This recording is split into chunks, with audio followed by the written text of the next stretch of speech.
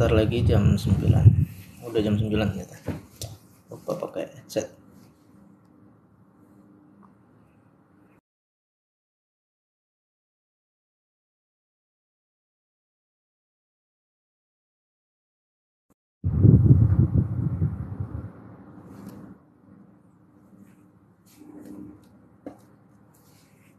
Tes. Assalamualaikum warahmatullahi wabarakatuh. Bismillahirrahmanirrahim. Alhamdulillahirabbil alamin. Wassalatu wassalamu ala asyrofil anbiya'i wal mursalin sayyidina maulana Muhammadin wa ala alihi wa sahbihi ajma'in. Subhanaka la ilma lana illa ma 'allamtana innaka antal alimul hakim. Rabbi shrah li sadri wa yassir li amri wa hlul 'uqdatam min lisani yafqahu qawli. Subhanallah, alhamdulillah, wa la ilaha illallah, Allahu akbar, wa la hawla wa la quwwata illa billahil 'aliyyil 'azim. Adada kulli harfin kutiba yuktaba badal abidin darad dahirin. Walal muallif al-imam Al-Aziz bin Abdussalam rahimahullahu ta'ala wa nafa'ana bihi wa ma'ulamihi fid dharain amin. Bismillahirrahmanirrahim. Pemirsa Halloween History yang dirahmati oleh Allah Subhanahu wa taala. Alhamdulillah kita bertemu kembali dalam kajian pada hari Rabu yang diselenggarakan pada jam 9 malam.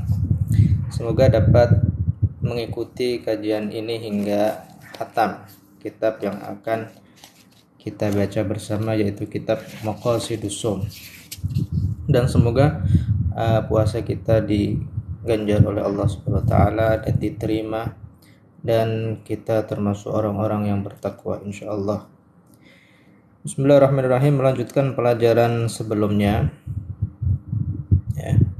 Kemarin sudah kita baca beberapa penjelasan tentang hadis yang berkaitan dengan puasa. Di antaranya di surga itu ada pintu yang namanya pintu Rayyan, yang pintu itu khusus diberikan untuk orang-orang yang suka berpuasa.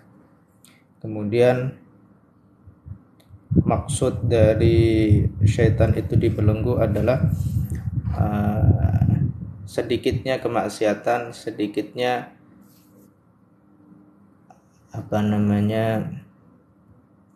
khidlan ya, lawannya taufik. Kalau ketaatan itu namanya taufik, kalau kemaksiatan itu namanya khidlan. Dia diberi bisikan ya untuk melakukan kemaksiatan.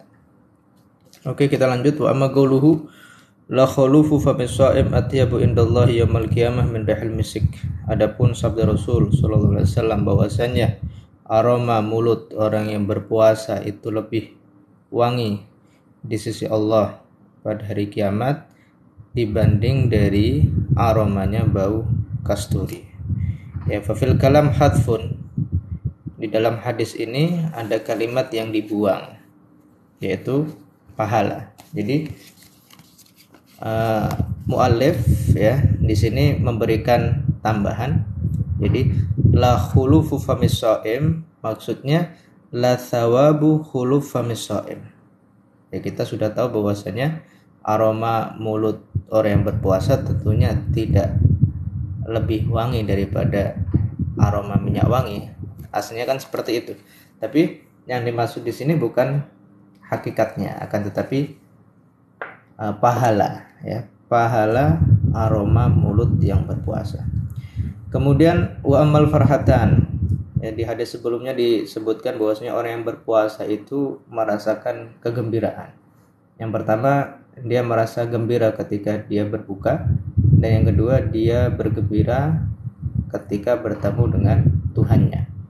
Nah, yang dimaksud dengan yang pertama yaitu ketika berbuka, maksudnya apa? Dia diberi taufik untuk dapat menyempurnakan ibadah. Ya, karena tidak banyak kita lihat ada orang yang tidak kuat ya puasanya, tidak tahan dengan godaan, sehingga dia membatalkan puasanya di tengah ya, hari ya, di tengah puasanya itu. Dan ada sedikit ya, kaitannya dengan fikih.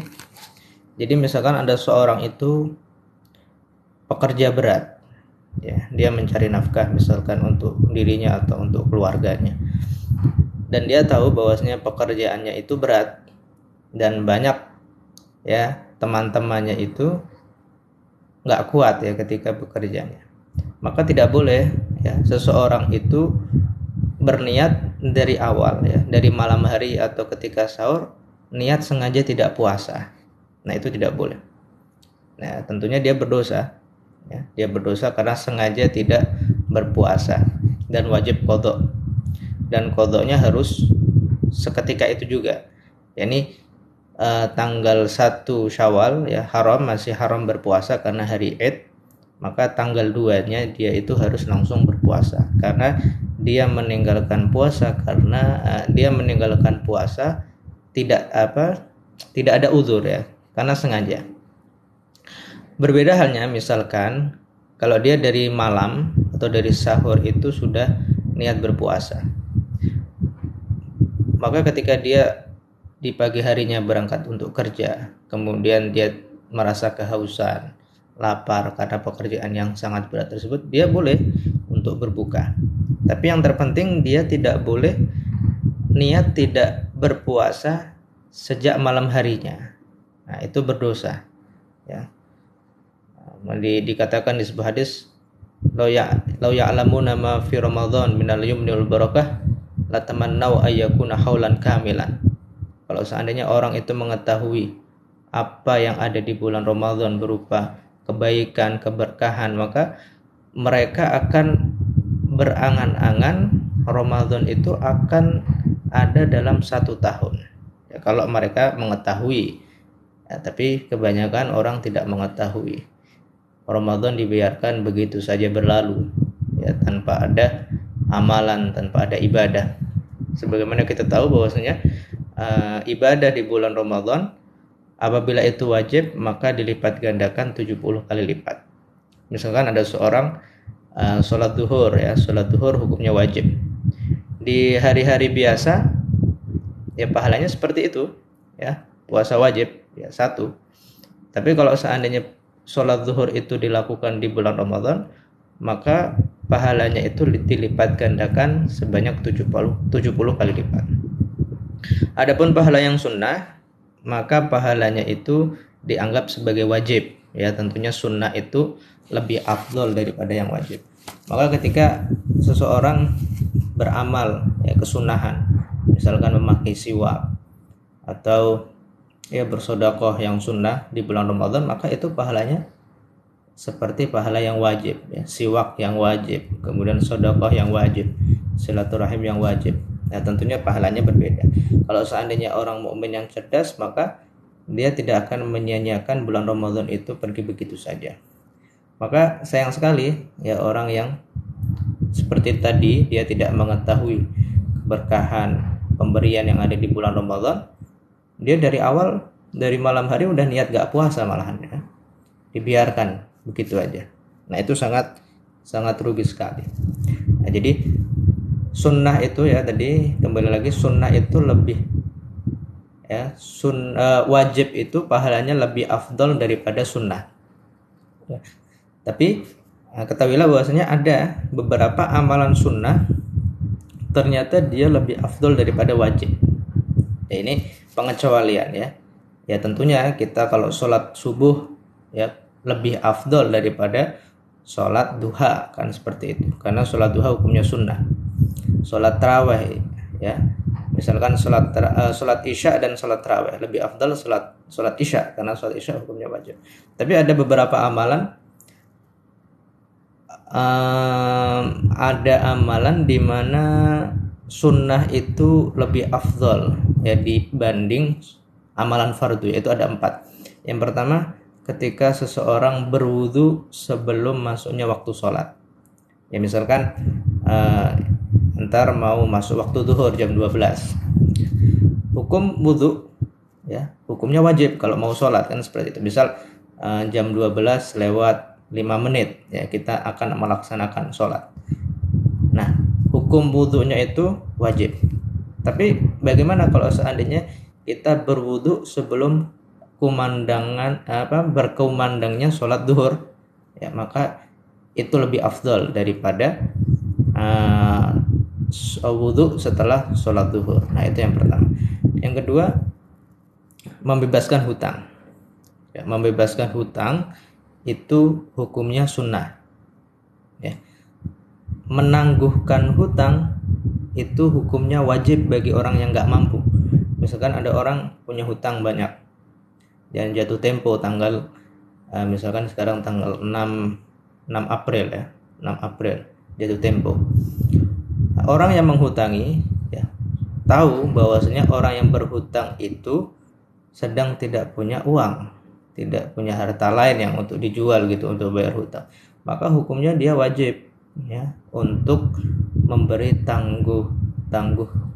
penangguhan waktu lagi ya, misal dikasih waktu 1 minggu lagi. Nah, itu hukumnya wajib. Tapi kalau seandainya dia mau ibra ya, mau membebaskan hutang, itu hukumnya sunnah. Tapi yang sunnah ini lebih afdal daripada yang wajib tadi, menangguhkan hutang. Kemudian yang ketiga itu salam ya, menjawab salam. Menjawab salam hukumnya wajib, tapi memulai salam itu hukumnya sunnah. Akan tetapi sunnah di sini lebih afdal daripada yang wajib menjawab salam tersebut.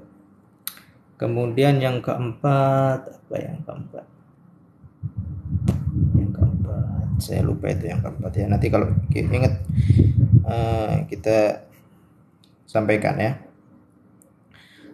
Nah, kemudian wa amal farhatan faedahuma li taufiqil ikmalil ibadah. Yang pertama karena dia diberi taufik untuk dapat menyempurnakan ibadah sampai akhir. Wal ukhra, kesenangan yang kedua, kegembiraan yang kedua, yaitu ketika dia bertemu dengan Tuhannya. Karena apa? Karena dia akan menemui atau melihat balasan yang akan diberikan oleh Allah Subhanahu wa taala. Jadi orang puasa itu senang dengan dua hal. Senang ketika berbuka ya, karena diberi taufik untuk menyempurnakan ibadah. Ya, kalau kita senang berbuka karena udah lapar seharian ya. Yang kedua, senang ketika bertemu dengan Tuhannya karena akan melihat pahala yang akan dia dapat. Wa qawluhu yada' syahwatahu wa ta'amahu min ajli.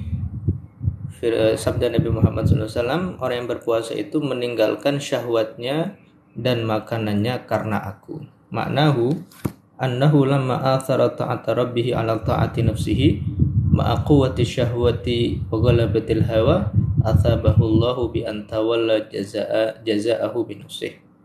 Ya, maksud dari sabda Nabi ketika seorang itu meninggalkan syahwatnya dan makanannya untuk aku, itu maknanya apa? Ketika seseorang itu lebih mementingkan ketaatan kepada Tuhannya dibanding kemauan dirinya untuk menuruti hawa nafsunya, maka Allah sendiri yang akan mengurusi pahalanya tersebut. Jadi nggak ada batasnya. Ya, jadi misalkan ya, kalau di kitab lain, di kitab Asrarus Som itu, jadi ketika mau menuangkan itu langsung dituangkan aja tanpa kira-kira. Ya, misalkan ya mau ya, ini misalkan aja, misal ada orang mau buat masakan ya, bumbunya dengan takaran sekian. Tapi kalau Allah itu nggak pakai takaran. Untuk puasa ini, khusus puasa ini, jadi langsung dituangkan tanpa ada takaran. Sama seperti orang menjual di pasar pakai timbangan, takaran, nggak pakai timbangan, jadi langsung dikasih aja. Karena hambanya itu lebih mementingkan ketaatan Tuhannya dibanding keinginan nafsunya tersebut. Makanya Allah akan memberi pahala yang dia mau. Waman atharallaha atharahullahu, dan barang siapa yang lebih mementingkan Allah, maka Allah pun lebih mementingkan dia. Seperti itu. Fa innahu yunzilul abda bi nafsihi haitsu anzalahu min nafsihi. Ya, walihada man hamma bi ma'siyatin thumma taraka khaufan min Allah ta'ala fa inna Allah yaqulu lil hafadha uktubuha lahu hasanah fa innahu innama taraka syahwatahu min jarrayya ay min ajri. Oleh karena itu, barang siapa yang ada lintasan di dalam hati untuk berbuat maksiat, kemudian dia meninggalkan ya, atau nggak mau melaksanakannya. Jadi hanya lintasan aja tapi nggak ada aksinya. Karena khauf minallah, ya, tapi karena takut, bukan karena ada hal yang membuatnya dia nggak jadi maksiat. Ya, beda itu.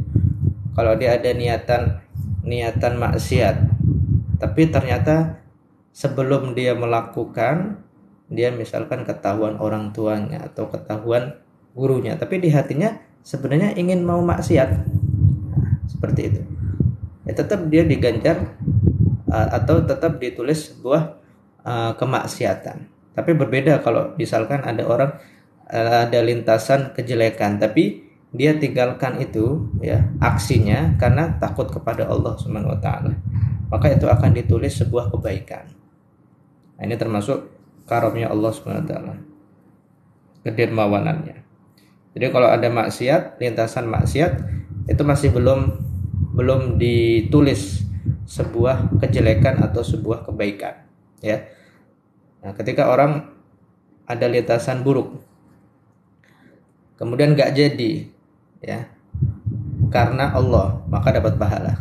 Tapi kalau nggak jadi karena ketahuan atau ada hambatan, tapi di hatinya pengen tetap maksiat, maka itu ditulis sebuah keburukan.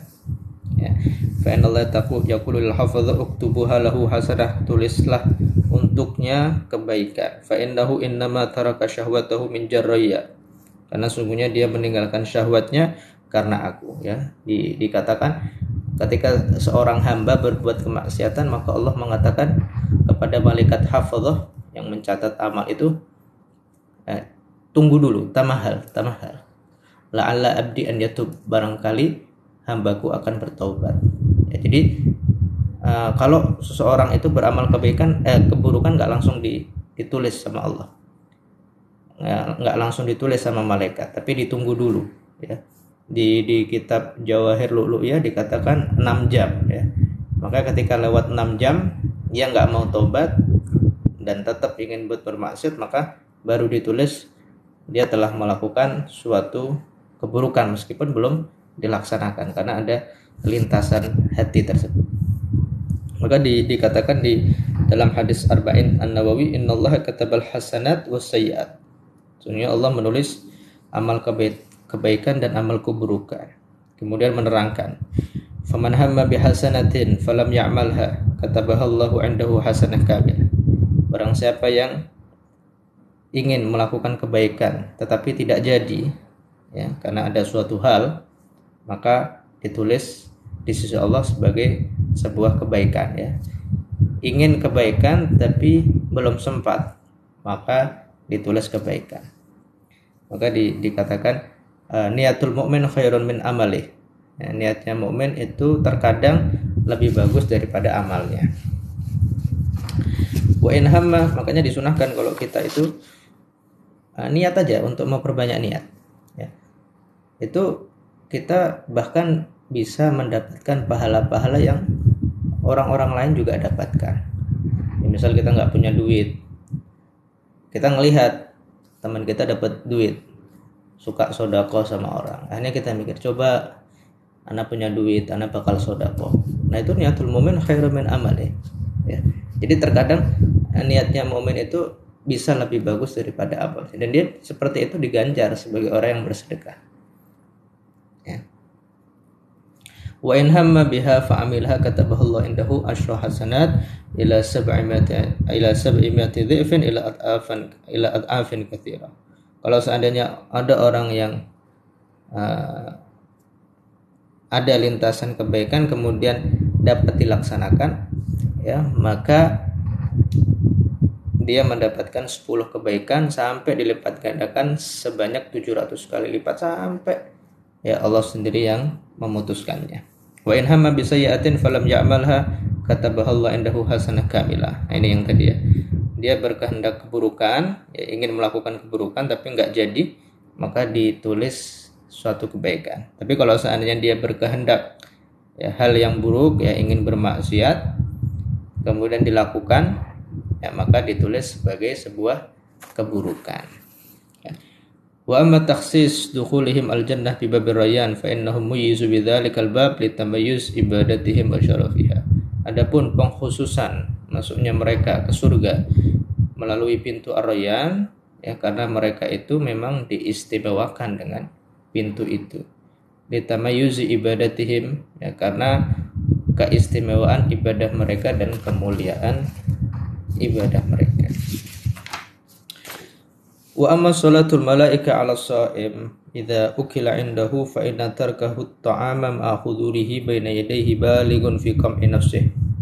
Kemarin disebutkan bahwasanya ketika ada orang ya makan, kemudian ada temannya ya yang sedang puasa, maka malaikat beristighfar kepada orang yang berpuasa sampai temannya yang makan itu pergi, ya. Kenapa kok malaikat sampai beristighfar, ya? Beristighfar kepada orang yang berpuasa tadi, ya. Karena fa inna tarkahu ta'am akhudhu baina yadayhi balighun fi qam'i nafsihi. Karena dia meninggalkan makanan, padahal makanan itu ada di depannya, itu merupakan usaha keras, ya, usaha keras dia untuk melawan nafsunya. Nah, seperti itu. Fastaujaba lidzalika salatahum alaih. Akhirnya Allah memutuskan untuk memberi pahala bahwa malaikat itu nanti akan beristighfar kepadanya. Dan doanya malaikat pasti diijabahi. Karena makhluk yang maksum tidak berbuat kemaksiatan. Wa salatuhum ibaratun an du'aihim lahu birrahmah wal maghfirah. Dan salatnya mereka, ya, yang dimaksud dengan salatnya malaikat, ya. Jadi kalau ada misal salat malaikat bersolat, ya, salat kepada makhluk, kepada manusia. Jadi salat ini maksudnya doa, ya, secara bahasa, bukan salat yang kita ketahui, ya, takbiratul ihram sampai salam, ya. Tapi salat secara bahasa, secara lugat, ya, lugatan. Itu artinya doa. Dan doanya malaikat kepada orang mukmin itu mendoakan rahmat dan ampunan, ya. Jadi banyak misal di antara hadis ketika seseorang yang sholat kemudian senantiasa masih berada di masjid, ya, nggak pulang dulu, maka malaikat beristighfar kepada mereka, sholat kepada mereka. Ya, ini maksudnya beristighfar. Termasuk juga amin, ya, amin itu ketika sholat berjamaah. Nah, dianjurkan makmum itu ketika membaca amin, ya, waladhdallin amin, ya, amin itu berbarengan dengan aminnya imam, ya. Sering kita lihat malah imam itu malah nggak baca amin, ya, ketika sudah sampai kalimat waladhdallin diam nunggu aminnya makmum, padahal imam itu disunahkan juga membaca amin. Nah, maka ketika aminnya imam, ya, berbarengan dengan aminnya makmum, maka malaikat itu akan mendoakan makmumnya. Karena selain makmum, ya, dari kalangan manusia, itu ada malaikat-malaikat yang juga bermakmum dengan mereka. Dan aminnya malaikat itu berbarengan dengan aminnya imam. Maka ketika makmum itu aminnya berbarengan dengan aminnya imam, berarti dia juga bareng dengan aminnya malaikat. Nah, maka ketika ada kecocokan antara amin, ya, dari makmum dan malaikat, maka si makmum yang mengatakan amin itu akan mendapatkan doa dari malaikat tersebut.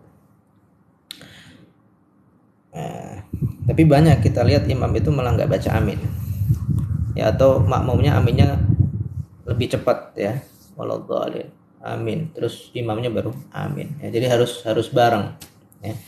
Maka disunahkan harus ada saktah dulu, ya, saktah dengan kadar subhanallah. Jadi waladhdallin berhenti dulu subhanallah, nah, kemudian baru amin bareng, ya, antara imam dan makmum. Wa amma takfirul khati'at, adapun menghapus kesalahan atau menghapus dosa, falidzalika liqaulihi sallallahu alaihi wasallam. Jadi orang yang berpuasa itu dapat menghapus dosa-dosanya. Dikatakan dalam hadis Ramadan ila Ramadan mukaffiratun ma bainahunna idastunibatil kaba'ir, ya.